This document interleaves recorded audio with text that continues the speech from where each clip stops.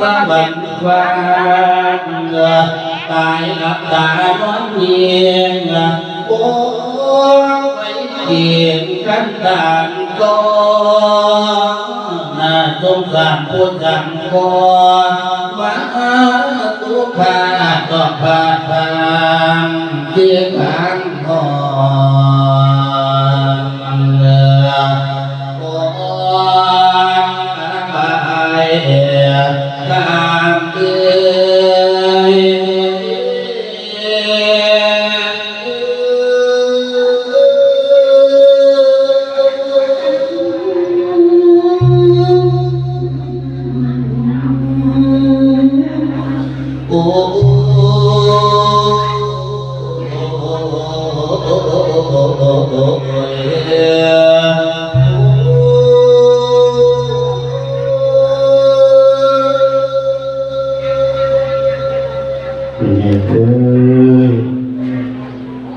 โอ้มาถึงตอนนี้ได้ท่องมาผ่าเมตตา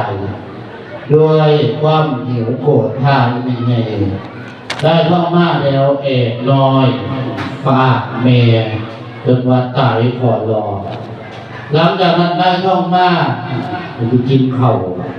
บัดกินเข่าแล้วบัดยูท้องแล้วเศร้าโมโหเหี่ยวกะหายเหี่ยวเบิ้งแม่เห็นแม่ตายเลียนมาไหวเอาปุ่มห้องน้ำแม่วสันนี่เป็นไงมันจะสำนึกผิดแล้วกระสายเกินไปเพราะว่าม่านด่าตายไปแล้วผู้แม่ตายไปแล้วนี่แหละคนว่าความโมโหหิวความปวดของคนเองในขาดสติผู้ใดจะได้ใส่เย็ดเพื่อจะให้ท่องมาด้วยแม่เด้อเย็ดเพื่อให้ท่องมาดีกลับมาย่ำเย็ดอนันตริยกรรมใหญ่พุทธเจ้าท่านถามไว้ในพุทธศาสนาบาปหาประการขอที่ยิ่งใหญ่ผู้ใดเด็ดไปแล้วในทางสวรรค์หานิพพานเดิมขาพอสองขาแม่สามขาพระอรหันต์สี่เทพพระพุทธเจ้าให้ทรงพระโลหิตห่อขึ้นไปขอที่หาสังกับเวทคือเหตุสงฆ์แต่เกี่ยกันมีอื่นว่าอนันตริยกรรมใหญ่ผู้ใดเหตุผู้ใดทำลงไปเดี๋ยวโอ้สดใสหลายภพหลายศาสตร์ที่มีใหญ่คือจะให้ท่องมาโดยผ่านทางพาแม่ตายโดยความหิวถึงสิวัดติ่งตั้งใจก็ดีบาปกรรมนั้นก็ยังนำต่อถึงเราฝ่าดินกับบาลักคนกับพน้ำจะได้สร้างตำนานนี่พระธาตุกองเข่าน้อยยุคเรื่องยโสธรนี่มีไงผู้ใดไปจะเชื่อเห็นเอาละในตอนนี้การแสดงเทศแสดงธรรม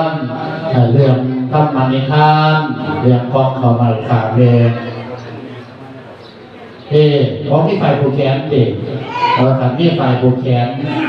หลวงพ่อนพดลอาจารย์นพดลผู้นำที่งานเป็นวาเหตุก็คุณพ่อแม่สู้แม่ในฟังบอกลูกเขาผูกแขนตอนนี้พอดีหลังว่าสั่นว่าเพราะฉะนั้นเตรียมไปเจ้าแม่เด้อผู้ใดอยากลงผูกแขนเอาบนเอาคุณนำพระสงฆ์องค์พระเจ้าก่อนที่เฮาสิลงนิทานก่อนที่ได้สันเทียนเนาะเอาอีกก่อนในนั้นใหญ่ๆเนาะเอามาเตรียมเด้อบางผู้ใดเตรียมไฟผูกแขนเตรียมตัวได้ไงเด้อผูกจังหวะนี่แหละเพราะว่าเฮาพอมีเงินวิญญาณในประเทศคุณแก่เข่ากันต่อไปเอาจังหวะนี้ละพอดีแบบ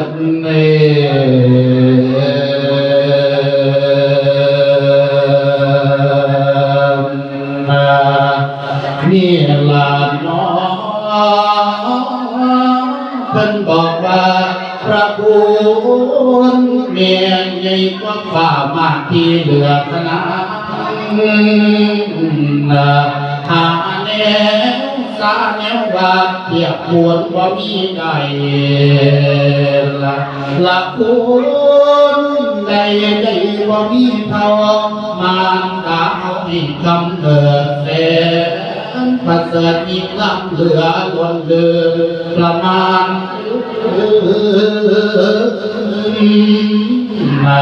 จากกระวา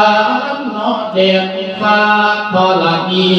ก็มีเพียบหาแนวเทีย